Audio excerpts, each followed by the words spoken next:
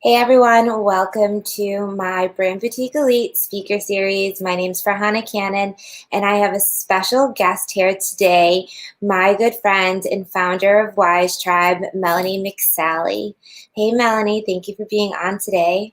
Hi, Farhana. Thank you for having me. So tell us a little bit about, well, let me tell my story a little bit first. Okay. So I met Melanie at the Small Business Expo in Boston, and she was leaving corporate and starting her own journey and business. And we started working together. And then as it evolved, Wise Tribe became this really amazing company that I needed to partner with because all of my clients needed this. And what she does is basically automates all of your technical digital marketing functions, your websites, your text message campaigns, your email campaigns. So I share a lot with, the 5 components of how to attract and convert your perfect customer. And one of those huge components is having a sales and marketing funnel that is automated. And so she and I work perfectly together because all of my clients need her services. So tell us a little bit about how you got started.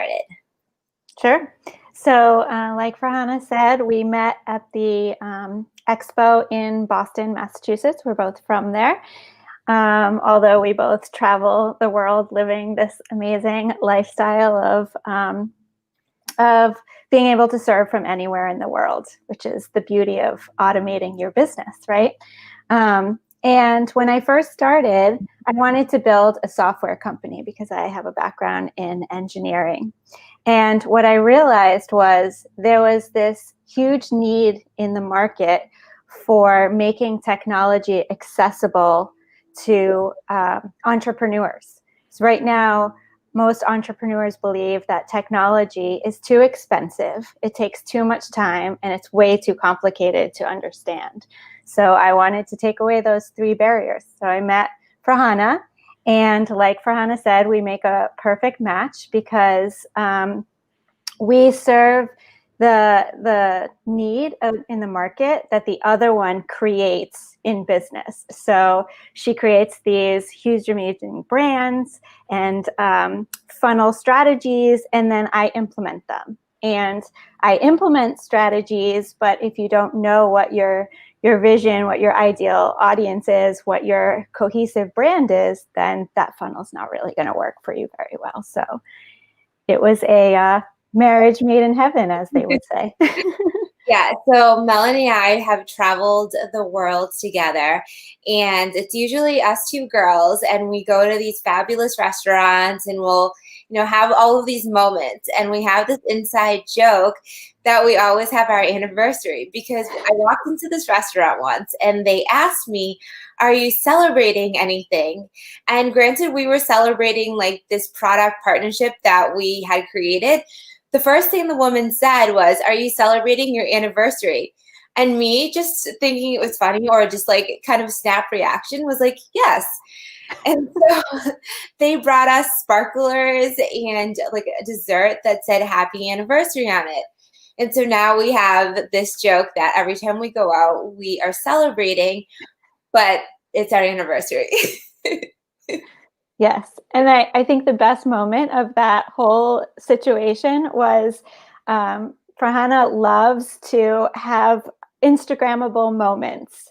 And the first photo didn't come out well. So I said to the server, can we have a do-over? And they brought all new streamers and did the whole thing all over again. Yeah, that was a little ridiculous, but it was so much fun. And then the next night we went out and they had like this faux like New Year's Eve party with like Frank Sinatra and fireworks over the bay. So we've had lots of like accidental fun anniversary parties. Yep. But yeah, like Instagrammable moments. So we live this life where we go and travel and we serve tons of people all over the world and speak at different events. But then we have moments and we, take photos of some of those moments. There's even moments where We are on a vacation marketers cruise, and instead of enjoying a location on the cruise, we go and find the nearest American hotel so we can use their Wi-Fi and work the whole time. Mhm. But it is what it is, and like having a beautiful view from our laptop when you take a peek up every few seconds is worth it. And so everyone can do that too by having these automated systems. So how amazing would it look if you could have somebody opt in for your freebie and then them be continuously interacted with automatically. Just think about how much more business you would get if all of your clients or all of your potential clients had points of contact with you without having to you actually, okay, stop everything. I forgot. I need to email Mary back. So when you have your automated funnel, it makes it so much easier. Melanie, tell us a little bit of a client win or, an example of where somebody was doing that manual interaction and then you worked with them and then they just got so much more ease and time back. Well, actually, let's talk about you, right? So back in December, you were asked to go speak at an event because most of the speakers were double booked, right? And so you were asked to sort of fill in and be sort of the headliner for this event, right? And you looked at me and you said, how am I going to do this? There's nobody going with me to support me in the back of the room. And I don't know if you've ever been at one of Farhana's public speaking events, but she always fills the room. And everybody is always rushing to the back of the room because nobody wants to deal with Instagram, right? Like we'll scroll through the feed and we'll read all the cool memes and things, but nobody wants to spend the effort in doing the work themselves of building out that brand and targeting their ideal customer, right? Which is why Farhana serves such a big niche. And so we said, well, why don't we just build you an automated sales process for the room so people can just do it on their phone. They can opt in and pay to work with you right on their phone while they're sitting there listening to you. They don't even have to rush to the back of the room. And so in a matter of hours, we built this whole thing and you got up and you can finish the story. Yeah.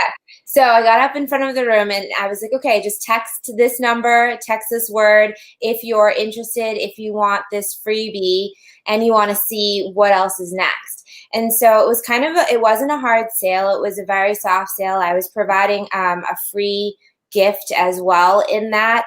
And people could then purchase, I was selling a digital course at the time, and they could purchase the digital course right at that time because there was absolutely no way that I was going to be able to field questions in the front of the room, sign up people in the back of the room. And throughout that session, while I was talking, people kept opting in to get information. And it was so easy. Also, too, I really don't like to travel with a ton of paper, and I just don't like paper. I like to be green. I just feel like that's unnecessary when everything's kind of tech-based now. So it was great to just have all of that stuff come in. People got emailed their invoice right away. They got all of their information, how to get started, their login. It was so seamless that everyone had a good experience and I was filling in for another speaker that hadn't made it there either. And I kind of just off the cuff had to make up this topic. I mean, granted, it was similar to what I speak on, but it was just definitely a different vein. So I was like, all right, this is what we're going to do. We're going to add this in, and this is how it's going to work. So it was very kind of on the fly. And I'm very grateful that you were there to help me do this. And these things aren't hard to do, but it takes time if you don't know what you're doing, if you don't, and there is some complicated parts of it. But I think that it's so much easier and better if you just stay in your lane. I think as entrepreneurs, we're all trying to do so much, and we might not be good at all of the things, and we might not like doing all of the things. And anything in life, like whether it be like a household chore or just like a to-do thing that you just don't like doing, that thing will stay there for like 6 months. You'll be like, oh yeah, I'll get to it. And you never really get to it because you don't enjoy doing it. And so it's way better to outsource it. I really love creating like the strategy part and like how the brand is going to look, but I don't want to do the technical part of like building everything out. That isn't the fun part for me. And so Melanie enjoys doing that part where like, the design and that strategy part, Melanie can do that, but that's just not the fun part for her. And so it works so much better when you partner with people that, you both have your strengths and you can kind of like cross build that. Mm-hmm. Yeah. And one of the things about technology that I'm sure you've run into in your business as well is that when you're first getting started as an entrepreneur, you don't know what you don't know. And so when you're thinking about what you want to do next, whether it's create a digital course or a membership site or a podcast or write a book or any of that, the first thing you ask yourself is, what tool do I need? And since probably you are not interested in researching all the different tools, so you ask somebody who's already been in business, who's already created a digital course, what tools should I use? And the thing is that tool might not be the right tool for you, because unless you're doing the same thing as them, you're in the same place in business as they are, the tool might not be the right fit. There's many variables that go into why should I use one tool versus the next. So while technology can really streamline, optimize your business, automate the process to maximizing your profits, it can also cost you millions in lost revenue, mistakes, et cetera, et cetera. So it's really important to talk to somebody who knows technology, can get to know you, and can recommend the right solution for you at the place you are in business. Yeah, I actually I just read an article about how people spend a ton of money on wasted technology and things of that nature. There are so many different platforms out there, and I think that there's different variables that will work for each different business. And it's so much easier working with the specialist that knows, okay, this is your business, this is going to be the right tool, and this is the right price point for you to be paying for that. When I start working with clients, they're like, oh yeah, I bought this and this and this and this. And I'm like, oh wow, that's a lot of things. I don't think we need to do all of that. Like, let's save you some money. And granted, it doesn't matter if it's $50 a month. It doesn't seem like that much, but at the end of the year, if you're not using it, it adds up. If it's not bringing in value to you, all of that stuff adds up. And so it's better to have less of the things and more of the things that actually are going to work for you and your business. And also too, like if you have too much stuff to manage, chances are you're not going to be really effectively utilizing all of the tools too. Mm-hmm. Yeah. And mistakes happen, things get lost, things fall through the cracks. So it's important to know, and you bring up a good point, is one system that does everything or many systems that do specialties? And that's a question that can only be answered by knowing where you are in business, what kind of business you are, and how technical you or your team is. So these are all questions that we would ask and get to know you, not just where you are now, but where you're trying to go before we would make a recommendation to you. Yeah, and the whole point of having all of these systems set up, when people work with me and they're like, okay, great, we want a ton of leads from social media. And it's like, okay, great, we can do that, but you need a place to take them. How are you facilitating them leaving social media, going somewhere? And generally, people won't leave social media unless it's something valuable, free and valuable, not just free. Mm-hmm. And a lower price point item. So under $100. Just think about yourself when you've seen an ad for something. I always get like ads for like dresses, and they're generally under $100. You'll leave. There's some products that you'll see ads for that are higher price point, but they're items that you've already seen a ton of times. So maybe it is Beats headphones, or like a GoPro, or something that you've seen multiple times. It takes people 7 to 12 times for them to see your brand, for them to want to make the decision to be interested in purchase from you. So where social media is great because you have all of those touch points, but you need to then get them to go somewhere to actually purchase from your website, provide their email or their phone number so that you can have more of a one-on-one conversation with them and provide them more of an offer. And when you have your funnel set up, you can take people from social media, have them go to maybe your freebie or your lower price point item, whether it be just a post, or maybe it's an ad campaign, or maybe it's a direct message that they're getting a link to go somewhere. And from that point, you want to take them through that marketing funnel so that they go through different stages.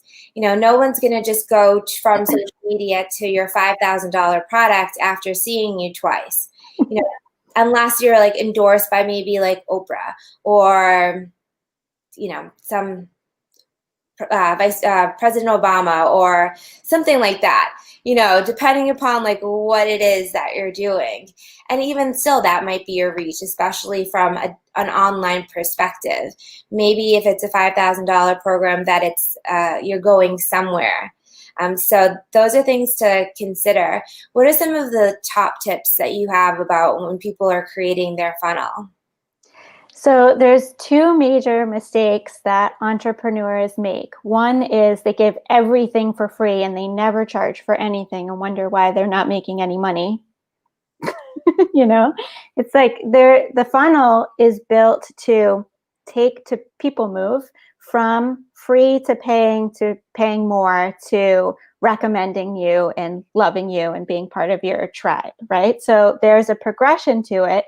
And if you're not doing the different stages of progression, then basically what you're telling people is, I'm worth nothing. My value is worthless, because you're inadvertently telling these people, because you're giving away everything for free. So while you think that you're being nice and generous and kind, what you're telling people is your value is worthless. So it's not, right? So don't do that. Don't send that subliminal message to people. The other thing is, the other end of the spectrum is, as entrepreneurs, we're very creative. And so we want to do all the things, and we want to do them all right now. All of the things. All the things and all right now. And that saying, what is it? Something of many, master of none. Yeah. I can't remember. Not good at the sayings, but I think everyone knows the saying. Yeah. So you don't want to be that person either. So both Farhana and I work with you to put together a project plan. When do you implement each phase of your business to maximize that path to profitability, to maximize the profits and to streamline the path? Yeah, if you want to have multiple courses, that's awesome. But let's start with one first. Let's build out that funnel for one. Let's get that one course recorded. Let's get just sales on that. And it's awesome to have all of these like plans for different products, but you don't have time to do all of everything all at once. So it's good for us to go step by step. Okay, this is our strategy. I like to break down on a calendar what themes we're talking about too every week. So what are we discussing and how are we targeting that particular demographic by the theme of the week, and then funneling them into the same product, but just looking at how that product can serve that particular topic and that demographic and exploring that route. And so it's not, people don't think, oh, you only have this one thing right now.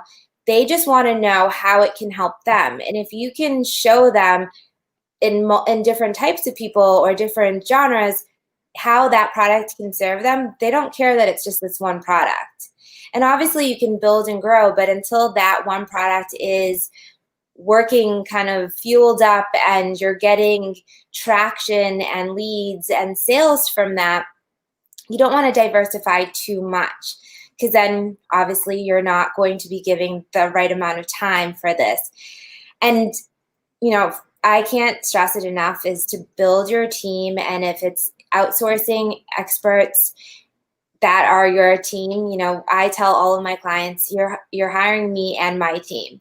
You know, there are a couple of us here, and we are going to be supporting you as your marketing team, so you don't have to do it alone. And it's such a stress relief when you have people to help do things for you and you don't have to figure it out. Just think about how much time it takes to watch the YouTube videos to figure out how to do this one thing, when somebody else that knows how to do it can do it in 10 minutes. You know, like you can, and it's great to know a lot of things, but I think having a team around you to get things done quicker, because like Melanie said, all of us entrepreneurs are trying to do all of the things all at the same time. And the only way that that actually works is if you are working with other people that are helping you do all of the things at the same time. Right. So, you know, if you're going to create multiple things at the same time, you need to have multiple teams, each one with its focus on one thing. So, like, I just invested in a company. They have 52 disparate applications within their system. They have 7,000 employees because they have a full-fledged team for each of those 52 systems. So I'm not telling you to be a 7,000 employee company on day one, but it just shows you, like, the big companies are successful because they have whole teams around each of the products and markets they're trying to serve. And so one of the things that that I like to say all the time is create, perfect, and then scale. So if you systematize what you're creating in that way, it doesn't matter what you're creating. It could be a book, a podcast, a course, a membership site, whatever. If you first create it, then perfect it, because we all know that once we deliver something, we want to completely change it the next day, right? So you perfect it, and then you scale to the next thing. That will allow you to systematize and really start to understand what are all the key components. Because when we perfect, we're not just perfecting the item we're delivering, we're perfecting the marketing of it, we're perfecting the SEO of it, we're perfecting the automation around it. And once we have all of that in place, we can say, okay, well, the SEO worked in this way for this product, so it should work similarly for this product, so on and so forth. It becomes easier as you go. Yeah, that's definitely true. There are these, you know, there are these other elements like the SEO or the automation or, you know, the timing between the different automated emails or text messages. Those are different things that you can play around with, and you never necessarily know. There are obviously standards of industry standards of this is what generally works, but every pool, every database is going to be different, and certain demographics are going to want things, depending upon the product as well, quicker, or maybe they aren't going to get to these things as quick, so they need a little bit more time to process or to go through the program before they want something next. So those are things that you're going to want to tweak and play with, and they're definitely industry standards, and you want to start with that, but then play around with them after. What would you say are a couple of things that you see people doing that are just counterproductive to really having an effective strategy or, you know, having their funnel working? Well, so when I do my onboarding process, one of the questions that I ask is, what system are you using for X? And I list out all the different phases of business, from sales to marketing to help desk and customer service, so on and so forth. And every item in there has they're all choice lists. And one is, no, I don't do this at all. Another item is, I use Excel spreadsheets. A third one is, I send manual emails. I send I do this manually, so on and so forth. And I actually feel like manual is even worse than not having it at all, because it's counterproductive, right? Not only are you doing something manually that, a robot could do literally, but you're taking that time away from serving your customers. So you're writing these, marketing emails. Maybe you're personalizing them for each individual person, but there is standard copy out there that works for everybody. And you can customize it in an automated way. So there is no reason to be doing that manually. So I would say that that's the biggest thing, is doing anything that a computer could do easily and effectively manually is probably the worst thing that you could do for your business, because one, you're taking your time away from your genius. Two, you could make mistakes. Three, you could forget something, so on and so forth. The list goes on. Yeah, it's definitely so much easier when people are getting those automated email drip campaigns or reminders of what you're going on. And a lot of people have email newsletters, so it's like your monthly newsletter. So those of you that don't necessarily understand kind of what we're talking about, it's a little bit like that. So granted, your email newsletter will be kind of more of a generic overview of what's happening in the business each month.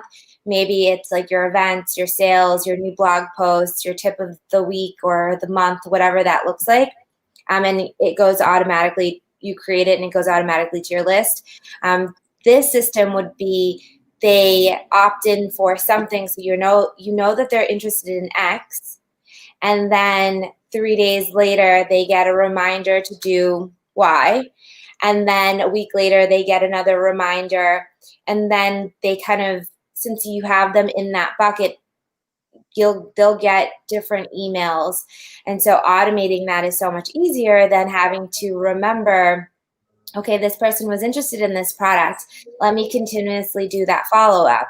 And there's a lot of CRM systems that will automatically do the follow-up or remind you to do the manual follow-up. So it's great that it's just automatically there. Yeah. So to follow up on that, I would say that the other major thing that people do that is a faux pas is that they only send sales emails. So don't be that person, right? Like, as soon as people see that you don't actually care about them, that you just want to sell them something, they're going to opt out, and then your rating is going to go in the trash, and you're not going to be able to you're going to get blacklisted from all the marketing campaigns. So do follow the 80-20 rule, which is bring value and 80% of the time, and then 20% of the time you're looking to offer them your genius by selling them something. Yeah, and that's so true even on social media. So I have had various people sign up for my 20-minute complimentary brand strategy consults call. And in that call, we go over their social media and their online presence. And I look at these social media and it looks like a catalog. And it literally looks like a JCPenney catalog with mediocre photos, with lots of words saying, buy me, pick me. And it has nothing to do with providing an item that is going to. Can you hear that? Yeah. Even if you're an item that's going to be sales-like, for example, a clothing store. Yes, we know that you're selling clothing, but how do you showcase the lifestyle? How do you provide value? So maybe your email marketing is letting people know of the new items you have, but maybe you're talking about how do you mix and match summer shorts, or how do you mix and match jackets to give you different looks for the fall. So providing somebody with value, showcasing their lifestyle, because you know that they'll need this type of thing when it comes to a product sense. Obviously, if you are a business that is providing more information and you're selling your all of your educational products, things like that, you'll want to think about how you can provide expert value, share your tips. In our newsletters, we usually do, like, these are our free events. These are our opportunities to learn and get stuff. Here's our freebies, whether it's like a downloadable or a video or something like that. And then, this is our new product. This is our new blog post with some more information. Generally, a lot of companies will offer promo codes to agencies. And so I'll always be like, okay, this is the new promo code that you get 20% off if you download this app or this thing. So any of the value that I'm presented with, I share in my newsletters. And then once in a while, we'll say, okay, this is what we're selling. But generally, we'll wait for people to opt in and show they're interested in that particular thing before we sell, because we just want our community to feel like they have great value. Mm-hmm. Yeah. And I mean, you're doing it here with this podcast, and I do it as a Friday YouTube video, free video. So what you want to do is go on your preferred social media platform and search for what people would search for if they were to find you. So for me, it would be like a how-to in something technology. And so then I provide free how-to information on YouTube, and that draws people in. It gives them a how-to video on how to do something that's free for technology. And then, after a while, they might want to opt in to work with me. Like, I don't want to learn how to do all this stuff. I just want you to do it for me. And so I don't actually have to sell them anything. I can just provide them value, answer their questions, and then they might opt into me to buy my services because they value all of the information and expertise I've provided. Yeah, and I feel like I'm so fortunate to know so many amazing people that have such great expert tips in different areas of business that when I was creating this podcast series, I thought, how could because I meet all these people and they're like, they don't have the information in this area, and I'm like, oh, I know a person. Oh, I know a person. And so instead of individually saying, oh, I know this person, I thought, why don't I just put something together where I'm sharing all of these amazing people's expert information? And I don't know if you've taken any of those like personality tests, I think they're called personality tests when people are hiring like employees or something like that. So I did one, and with one of my clients who is a business relationship expert. And so she took me through her strategy with her clients. And what it came to find out is that I'm a natural promoter. Mm-hmm. Like the time that we were on the beach in Mexico. You could finish that sentence any way you want. The time when. So we're hanging out on the beach in Mexico, just like at a party in Tulum. And these random guys walk by, and I don't know how we start talking to them, but come to find out that we're all the way in Mexico and they're from Rhode Island, and like we're from Massachusetts, and they have businesses. And I'm like, oh yeah, you should have her do this for your business, and blah, blah, blah. Yeah. So I can add to that story. I know how we got to talk to them. We were standing on the beach and they were walking by, and Farhana was just like, hey, how are you? What do you do? Where are you from? And if you don't know, Massachusetts and Rhode Island are neighboring states. So it was pretty weird to be on the other side of the world and have somebody. And Rhode Island is literally the smallest state in the United States. So to find two people from that state, which is a neighbor to our state, and it's the smallest one in the country, have to see them halfway around the world was pretty serendipitous. Yeah. So of course, my natural promoter self was like, okay, so I'm going to find all of the cool people that have lots of great information to share, and I'm going to provide their information to my tribe, because, if I can provide resources to make people's lives better and to help them achieve their goals, it goes along with my whole mission in life. to have people live lives that they love by going after their passion. So here we are. Yep. And my mission is to help millions of people live a life of financial freedom by optimizing their business. Yeah. And guys, how awesome would it be for you to just have everything work? Like you're on the beach in Tulum and you're just getting money coming in. People are just opting in and buying your products right there without you having to really do much. Once you set these things up, obviously you want to, diversify and build, but once you have your funnel set up, they're set up. And if they're working and they're converting, you can continuously push people through that process and have more money coming in without really having to do much. Yeah. So going back to an earlier story you mentioned, we have so many stories. Yeah, of the marketers cruise. I remember us talking about going on that cruise ahead of time, and we were going to be on a boat with no Wi-Fi, no cellular service for 2 weeks.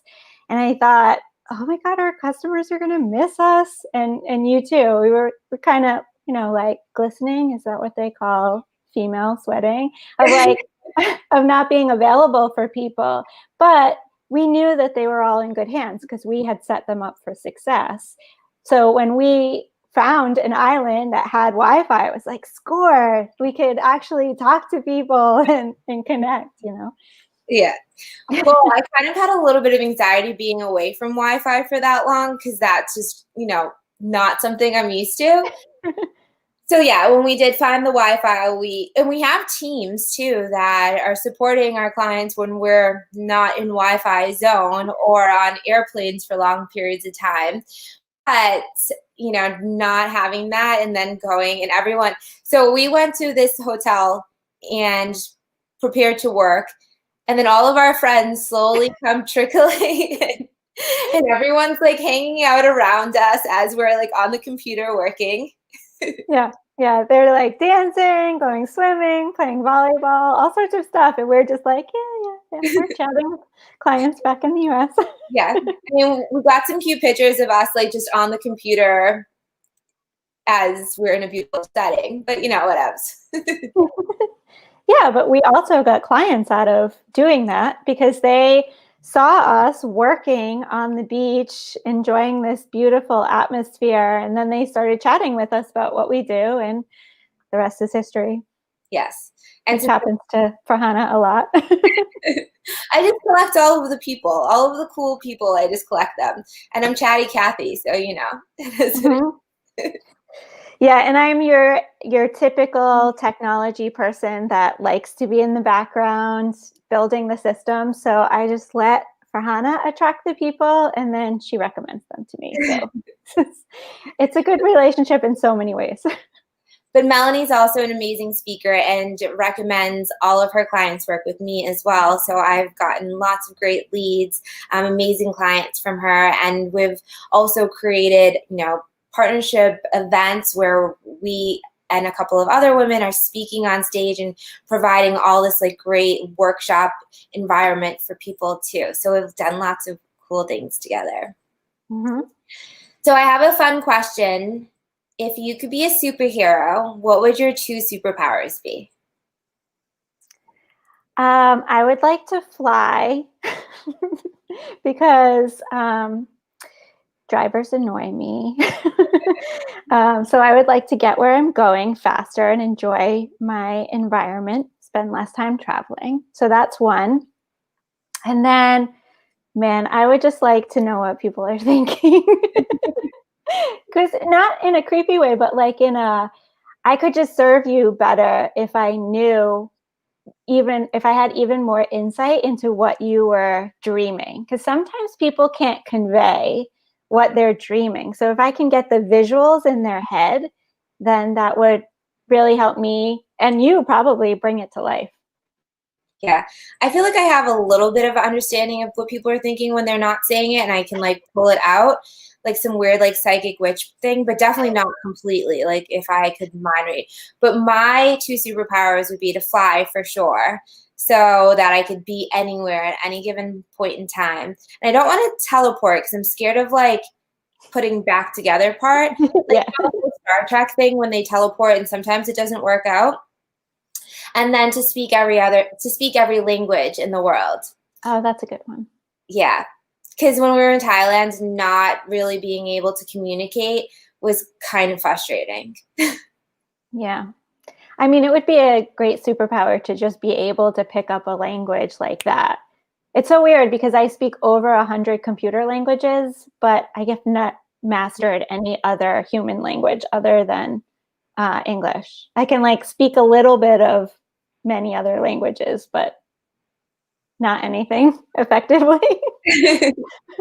Yeah, I feel like languages are something that it's better to learn when you're young. And some people I know speak like 10 languages, and I'm like, wow, I struggle with like the two that I know a little bit of, and like, English, I got that, I think.